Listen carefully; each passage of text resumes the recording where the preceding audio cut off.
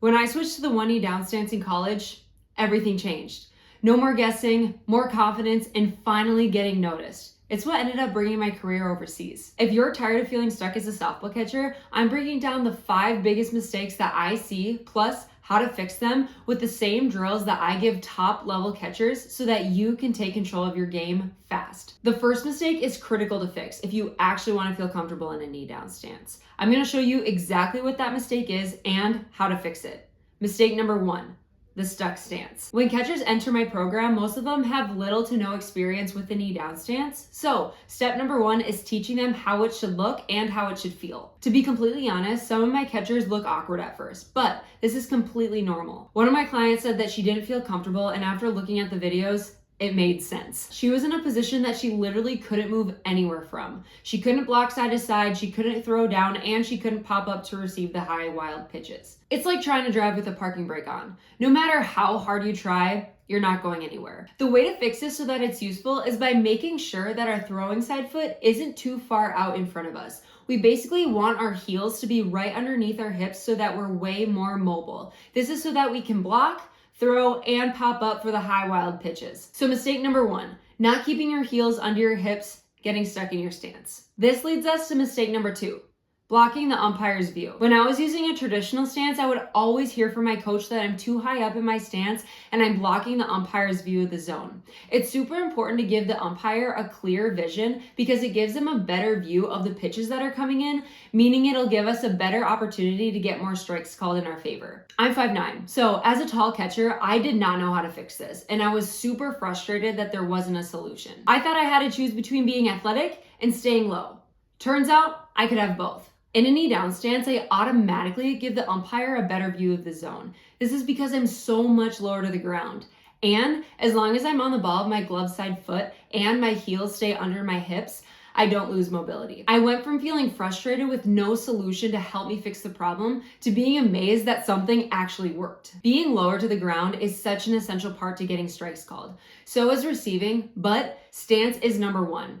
That first season that I used it, our pitcher became an All-American, and I know that this stance was a game changer for both of us. If you're blocking the umpire's view, you're blocking your own chances at getting more strikes called. So, mistake number 2 is sitting too high and blocking the umpire's view of the zone. Now, once you're low and mobile, this next mistake could be costing your pitcher even more strikes. Mistake number 3.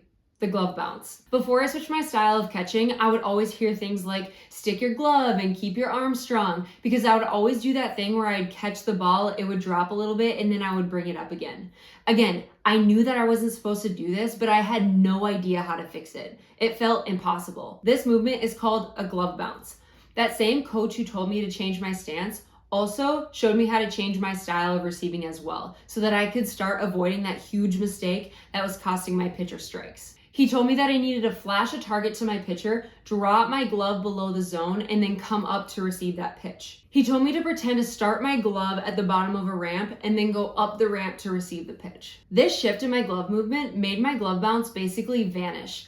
It makes sense that the momentum from down to up gave me better glove control. This one change undoubtedly led to my pitcher finding more success that season too. So mistake number 3, letting your glove bounce, losing control, and missing strikes. Receiving the ball well is the second most important part of a team's defense, just behind pitching. And fixing the glove bounce is step number 1 to getting more strikes. But this leads us how to make that movement actually look and feel smooth in a game. Mistake number 4, awkward timing. When I teach the same glove movement to catchers in my program, the timing of their stance and their glove movement at first is all off. They know how to get into the stance and they know what their glove is supposed to look like, but when they put it all together, it still looks and feels super awkward. This is a movement that they do for every single pitch, so it's crucial that they feel comfortable combining the two movements together. I teach them something called the flash, drop, receive glove movement.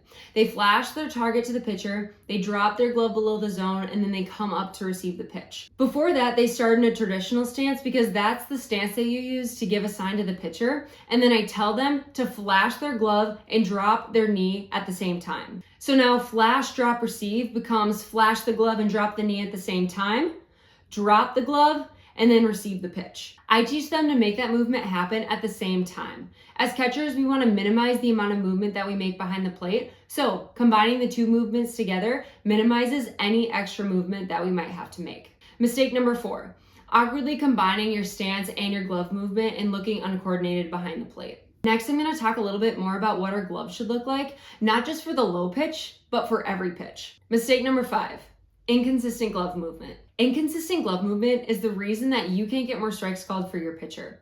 In my old receiving style, I would wrap my glove around the ball as a way to frame my glove around the strike zone. I thought this was the most effective way to receive. My mindset shifted when my coach told me that consistent glove movement gets more strikes. And there's nothing consistent about changing the angle of your glove when you receive the ball. He introduced me to flat glove receiving, which is a style of receiving that forces consistency, which means it's a style of receiving that allowed me to get more strikes called for my pitcher. If we receive every pitch with a flat glove, it sells the pitch way more than changing our glove angle does. Every time we receive a pitch in or near the zone, we want our glove to be flat.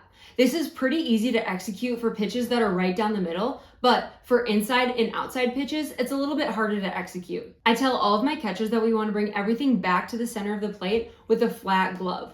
We do this by drawing a C from the bottom up with our glove for both the inside pitch and the outside pitch. This movement expands the zone because when receiving a pitch horizontally and with a flat glove, even if a pitch is just off the plate, we can make it look like a strike. I want to clarify for a second. We are not yanking balls back into the zone.